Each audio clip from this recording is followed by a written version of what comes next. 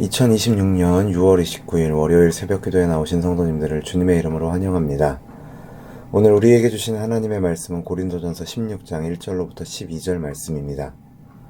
제가 가진 성경으로 신약성경 285면 고린도전서 16장 1절로 12절의 말씀을 제가 봉독하겠습니다. 성도를 위하는 연보에 관하여는 내가 갈라디아 교회들에게 명한 것 같이 너희도 그렇게 하라. 매주 첫날에 너희 각 사람이 수입에 따라 모아두어서 내가 갈 때에 연보를 하지 않게 하라. 내가 이를 때에 너희가 인정한 사람에게 편지를 주어 너희의 은혜를 예루살렘으로 가지고 가게 하리니 만일 나도 가는 것이 합당하면 그들이 나와 함께 가리라. 내가 마게도냐를 지날 터이니 마게도냐를 지난 후에 너희에게 가서 혹 너희와 함께 머물며 겨울을 지낼 듯도 하니 이는 너희가 나를 내가 갈 곳으로 보내어 주게 하려 함이라. 이제는 지나는 길에 너희 보기를 원하지 아니하노니 이는 만일 주께서 허락하시면 얼마 동안 너희와 함께 머물기를 바람이라. 내가 오순절까지 에베소에 머물려 함은 내게 광대하고 유효한 문이 열렸으나 대적하는 자가 많음이라. 디모데가 이르거든 너희는 조심하여 그로 두려움이 없이 너희 가운데 있게 하라. 이는 그도 나와 같이 주의 일을 힘쓰는 자임이라. 그러므로 누구든지 그를 멸시하지 말고 평안히 보내어 내게로 오게 하라. 나는 그가 형제들과 함께 오기를 기다리노라. 형제 아볼로에 대하여는 그에게 형제들과 함께 너희에게 가라고 내가 많이 권하였으되 지금은 갈 뜻이 전혀 없으나 기회가 있으면 가리라. 아멘. 물은 고여 있으면 썩기 쉽습니다. 그러나 물이 흐르면 길을 만들고 생명을 살립니다. 복음도 마찬가지입니다. 한 사람에게만 머물러 있지 않습니다. 복음은 사람과 사람 사이를 흐르고 교회와 교회 사이를 흐르며 하나님의 생명을 전합니다. 오늘 본문은 고린도전서의 마지막 장입니다. 앞장에서 바울은 부활의 소망을 말했습니다. 그리스도께서 다시 살아나셨고 그리스도 안에 있는 우리도 다시 살 것이라는 소망입니다. 그런데 이어지는 16장에서 바울은 예루살렘 교회를 위한 연보, 그리고 자신의 여행 계획, 디모데와 아볼로에 대한 이야기를 합니다. 얼핏 보면 편지의 마지막에 행정적인 안내처럼 보이지만 사실은 부활의 소망을 가진 성도가 이 땅에서 어떻게 살아야 하는지를 보여주는 것입니다. 부활을 믿는 사람은 현실을 외면하는 사람이 아닙니다. 오히려 부활의 소망이 있기 때문에 오늘 이 땅에서 사랑하고 나누고 함께 걷는 사람입니다. 1절을 보면 바울은 성도를 위한 연보에 대해 말합니다. 이것은 예루살렘 교회를 돕기 위한 구제 연보였습니다. 예루살렘 교회는 기근과 어려움 속에 있었고 바울은 이방 지역의 교회들에게 그들을 돕자고 권면을 합니다. 이 일은 단순히 돈을 보내는 일이 아니었습니다. 예루살렘 교회는 복음의 출발점과 같은 교회였죠. 이방 지역에 있는 교회들은 그 복음을 받아서 믿음의 공동체로 세워졌습니다. 그런데 이제 그 예루살렘 교회가 어려움에 처하자 이방 교회들이 다시 그들을 돕는 것입니다. 복음 안에서 서로가 서로에게 연결되어 있음을 보여주는 일입니다. 바울은 이 연보를 억지로 강요하지 않습니다. 2절에서 매주 첫날에 너희 각 사람이 수입에 따라 모아두라 말합니다. 매주 첫날, 곧 주님께서 부활하신 날에 각 사람이 형편에 따라서 미리 준비하라는 것입니다. 여기에는 중요한 원리가 있습니다. 즉흥적인 감정으로만 하는 것이 아니라 믿음의 습관으로 준비되어야 한다는 것이죠. 또한 이것은 몇몇 사람만의 일이 아니라 각 사람이 참여하는 일입니다.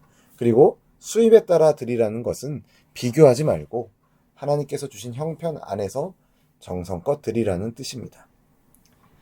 사랑은 마음만으로 끝나지 않습니다. 긍휼은 구체적인 손길로 나타나야 합니다. 누군가의 어려움을 안타깝게 여기는 것도 귀하지만 그 마음이 실제적인 섬김으로 이어질 때 복음은 흘러갑니다.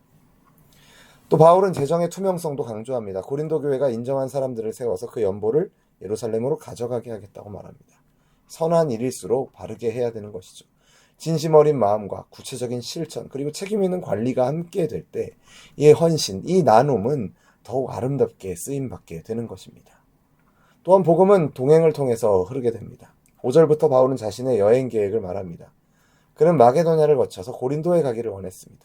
그런데 잠깐 들르는 정도가 아니라 그들과 함께 머물며 겨울을 지내고 싶어 했습니다.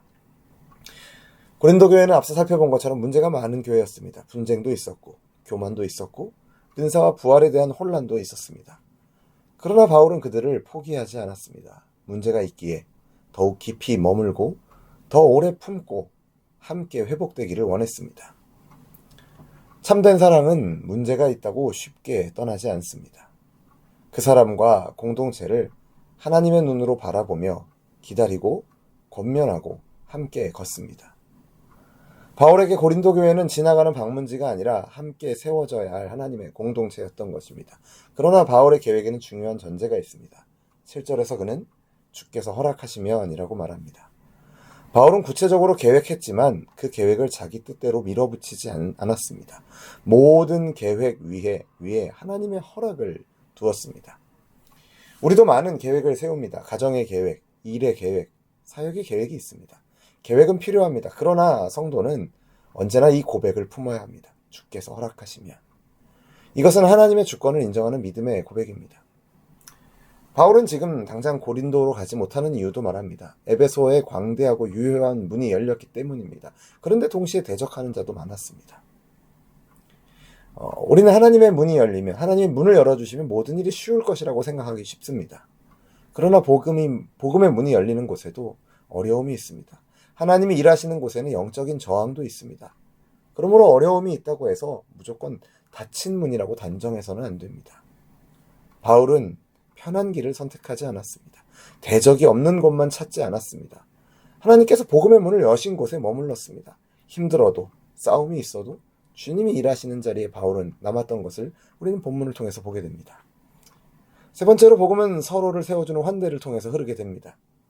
10절에서 바울은 디모데에 대해 말합니다. 그로 두려움 없이 너희 가운데 있게 하라. 디모데는 바울의 동역자였지만 젊은 사역자였습니다. 이 교만과 분쟁이 많았던 고린도 교회 안에서 위축될 수 있었습니다. 그래서 바울은 디모데를 멸시하지 말고 평안히 보내라고 부탁을 합니다. 바울이 이처럼 디모데를 존중해달라고 한 이유는 단순히 자기 사람이라서가 아닙니다. 그도 나와 같이 주의 일을 힘쓰는 자였기 때문입니다. 사역자의 가치는 나이나 유명세가 아니라 주의 일을 충성스럽게 감당하는 데 있습니다. 교회는 서로를 세워주는 공동체입니다. 누군가가 두려움 없이 주의 일을 감당하도록 격려하고 필요를 채워주고 다음 길을 갈 수 있도록 돕는 공동체입니다. 말로만 평안히 가라고 하는 것이 아니라 정말로 평안히 갈 수 있도록 함께 짐을 지는 곳이 바로 교회입니다. 마지막에 12절에서는 아볼로 이야기가 나옵니다. 고린도 교회는 아볼로를 따르는 사람들이 많았죠. 바울도 아볼로에게 지금 고린도로 가라고 많이 권했습니다. 그러나 아볼로는 지금 가지 않겠다고 합니다. 여기서 우리는 아름다운 동역을 봅니다. 바울은 아볼로를 경쟁자로 여기지 않았고 아볼로도 자기 인기를 이용해서 교회 안에서 세력을 만들려고 하지 않았습니다. 고린도 교회는 바울파, 아볼로파로 나뉘었지만 정작 바울과 아볼로는 서로 경쟁하지 않았습니다. 그들은 공동체의 유익과 하나님의 때를 먼저 생각했습니다. 성숙한 신앙은 내가 드러나는 것보다 공동체가 세워지는 것을 먼저 생각합니다. 내 뜻이 이루어지는 것보다 하나님의 때를 기다리는 것이죠. 내 이름이 높아지는 것보다 복음이 막히지 않는 것을 더 중요하게 여깁니다. 오늘 말씀을 정리하겠습니다. 오늘 본문은 복음이 어떻게 흐르는지를 보여줍니다. 복음은 나눔을 통해 흐릅니다. 예루살렘 교회의 필요가 고린도 교회의 책임이 되었습니다. 복음 안에서 우리는 서로 연결된 한 몸이기 때문입니다. 또한 복음은 동행을 통해서 흐릅니다. 바울은 고린도 교회를 포기하지 않았고 하나님의 허락을 구하며 복음의 문이 열린 곳에 머물렀습니다. 끝으로 복음은 환대를 통해서 흐릅니다. 디모데를 세워주고 아볼로의 분별을 존중하며 서로를 경쟁자가 아니라 동역자로 여길 때 공동체는 회복되게 될 것입니다. 오늘 우리의 삶도 복음이 흐르는 길이 되기를 원합니다. 받은 은혜가 우리 안에만 머물러 있지 않게 하시고 누군가의 필요를 향해 흘러가게 하시기를 간절히 소원합니다. 우리의 작은 섬김과 따뜻한 말 한마디, 믿음의 순종을 통해 누군가가 세워지고 복음의 문이 열리는 일들이 가득하기를 소원합니다. 우리 교회와 우리의 삶이 복음이 고여있는 것이 아니라 복음이 흐르는 길이 되기를 주님의 이름으로 축원합니다. 기도하겠습니다. 하나님 아버지, 오늘 말씀을 통해 복음이 나눔과 동행과 환대를 통해 흘러가야 함을 깨닫게 하시니 감사드립니다. 주님, 우리가 받은 은혜를 우리 안에만 가두지 않게 하시고 누군가의 필요를 향해 흘려보내는 자 되게 하여 주옵소서. 마음만 있는 신앙이 아니라 구체적인 사랑과 섬김으로 응답하는 믿음의 사람이 되게 하여 주옵소서. 우리의 계획도 주님께 맡깁니다. 주께서 허락하시면이라는 고백으로 살아가게 하시고 주님이 여신 문 앞에서 어려움이 있어도 믿음으로 순종하게 하여 주옵소서. 우리 공동체가 서로를 세워주는 공동체가 되게 하시고 비교와 경쟁이 아니라 존중과 환대와 동역이 있는 아름다운 공동체 되어서 함께 이 복음의 길을 걸어가도록 인도하여 주옵소서. 그렇게 인도하실 것을 믿고 감사드리며 예수님의 이름으로 기도드립니다. 아멘. 우리 주 예수 그리스도의 은혜와 하나님 아버지의 크신 사랑과 성령 하나님의 교통하심이 받은 은혜를 나눔으로 흘려보내고 주께서 여신 문 앞에서 믿음으로 순종하며 서로를 세워주는 복음의 동행자로 살아가기를 소원하는 우리 열린비전교회 모든 성도들과 우리의 삶의 걸음 위에 이제로부터 영원토록 항상 함께 있을지어다. 아멘.